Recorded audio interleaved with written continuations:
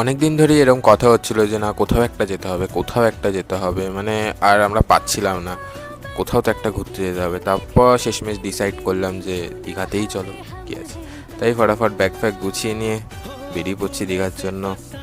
সত্যি কথা বলতে আমি খুবই এক্সাইটেড এই ট্যুরটার জন্য, কারণ অনেক দিন পর বেরোচ্ছি, তো স্বাভাবিক। কোথাও বেরোনোর আগে বজরংবলীকে আমি অলওয়েজ প্রণাম করে তারপর বেরোই। এখন গাড়িতে বসে পড়েছি, এখন বাজে 6টা, তো বেরোবো এখন। বাবাও পুরোপুরি রেডি একদম, আর মা ওখানে বেরোবে এক্ষুনি, গাড়িতে বসবে। তো অঙ্কিতাকে তুলবো অঙ্কিতার বাড়ি থেকে, তারপর বেরোবো।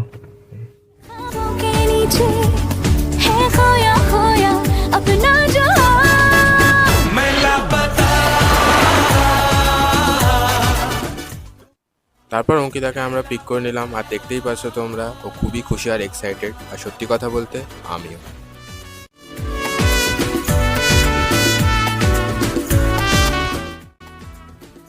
তারপর আমরা একটুখানি সাঁতরাগাছি পেট্রোল পাম্পে দাঁড়িয়েছিলাম, ওখানে একটু ফুয়েল আপ করাচ্ছিল আমাদের গাড়ি, আর একটু হাওয়াটা চেক করাচ্ছিল। তো গাইজ এখন চলে এসেছি কোলাঘাট, এখন ব্রেকফাস্ট করব। খুবই খিদে পেয়েছে সবার। অঙ্কিতা তো ওখানে বসে আছে আরামসে।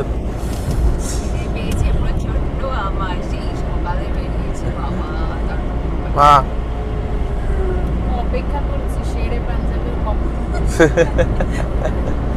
আর বাবা তো গাড়ি চালিয়ে যাচ্ছে আরামসে একদম। তারপর দেখতে দেখতেই কোলাঘাট ব্রিজের কাছাকাছি চলে এলাম। আর সত্যি কথা বলতে এই ব্রিজটা যখনই ক্রস করি তখন মনে হয় যে না, এবার কোথাও একটা ঘুরতে যাচ্ছি আমরা। গাইস চলে এসছে এখন শেরে পাঞ্জাব ধাবাতে, ইন্ডিয়ার পতাকা উঠছে। তো এখন শেরে পাঞ্জাবে চলে এসেছি। প্রত্যেকবার দীঘাতে গেলে আমরা এখানেই খাই, তো এবারও এখানেই খাবো।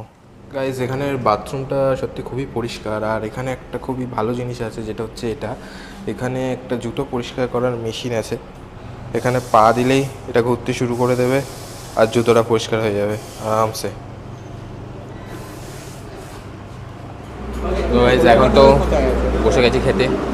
আমি ছোলে ভাটুরে অর্ডার দিয়েছি আমার জন্য। অঙ্কিতা তুই কি অর্ডার দিয়েছিস? আলুর পরোটা, তার সাথে লাস্টে লস্যিও হবে নাকি শুনছি? লস্যিও হবে। বাবা আলুর পরোটা দিয়ে দিয়েছে, কিন্তু আমি একটু ছোলে ভাটুরে খাই, কারণ এখানে প্রত্যেকবার আসি তো আলুর পরোটাই খাই, তো ভালো একটু ছোলে ভাটুরেটা ট্রাই করি, দেখি কেমন হয়। গাইজ অর্ডার করতে না করতে কিছুক্ষণের মধ্যেই ছোলে ভাটুরেটা সার্ভ করে দিয়েছিল, যেটা খুবই ভালো খেতে ছিল। আর তারপর লস্যিটাও খেলাম, আর লস্যিটাও অ্যাজ ইউজুয়াল সববারের মতনই একদম দারুণ খেতে ছিল।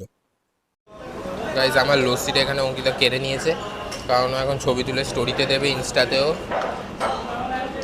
আমাকে দে তাড়াতাড়ি। ওরে বাবা,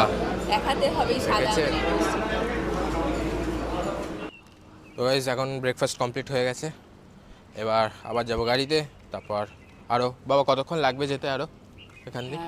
মন্দারমণি ঢুকবো আমরা, 2 ঘন্টা লাগবে। 2 ঘন্টা? 2 ঘন্টার মধ্যে চলে যাব মন্দারমণি। মন্দারমণি থেকে ওখান থেকে মনে হয় আমরা যাব তাজপুর, তারপর শঙ্করপুর, তারপর দীঘাতে ঢুকবো। তো দুপুর হবে একটু, ওখানে গিয়ে লাঞ্চ করবো ডিরেক্ট আগে হোটেলে। আর অঙ্কিতা এখনো যাচ্ছে না, অঙ্কিতাকে যেখানে নিয়ে যাবো অঙ্কিতা সেখানে যাবে। সমুদ্র পেলেই হলো। মা খেয়ে নিয়েছো? হ্যাঁ খেয়ে নিয়েছি পেট ভরে। হ্যাঁ এবারে গাড়িতে আরামসে বসবো আর সমুদ্রে চলে যাবো। বাহ ডিরেক্ট সমুদ্রে চলে যাবে।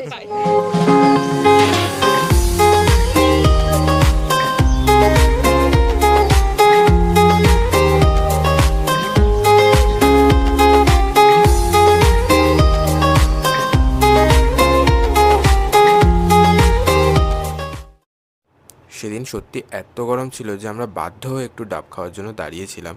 আর এই কাকুটার কাছ থেকে আমরা ডাব নিয়েছিলাম।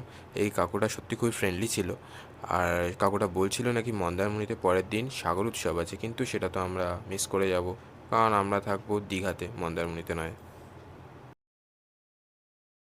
তারপর কিছুক্ষণ পর আমরা দেখতে পেলাম কিছু এরকম দৃশ্য।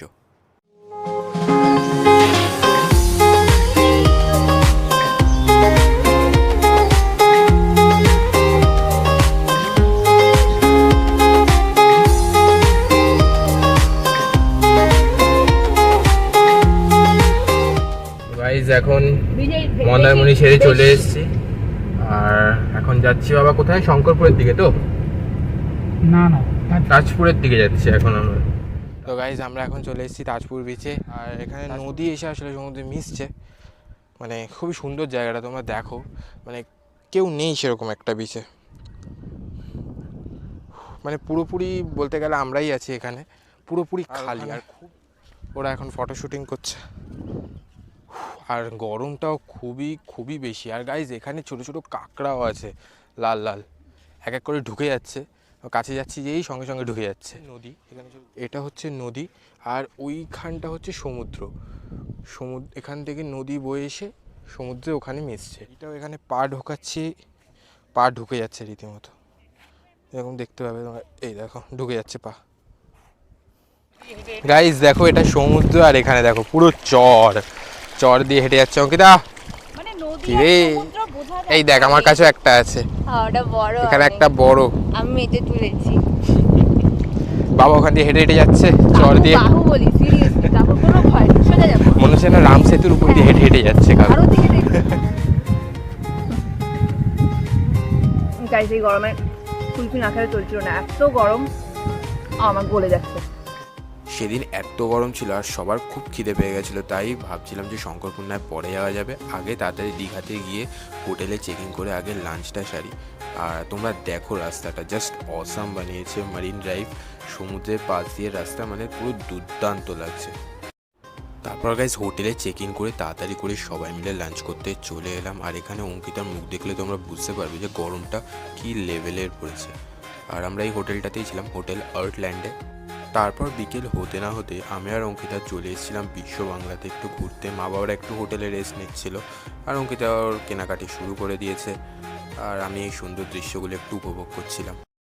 দেন বিকেলবেলা আমরা গেলাম ঢেউসাগরে।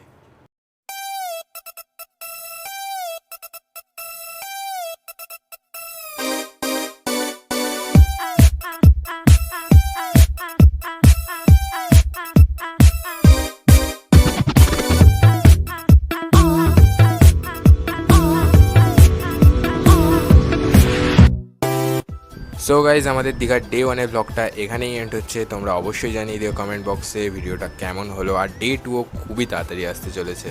And guys thanks for watching. टल्ली है ये ज़मीं, टल्ली है आसमां, सब टल्ली है यहाँ, या फिर सारा जहां वैसे का वैसा है, हम टल्ली है यहाँ। मुझसे बाहें ना छुड़ा, कहीं खो ना जा, जो भी होगा।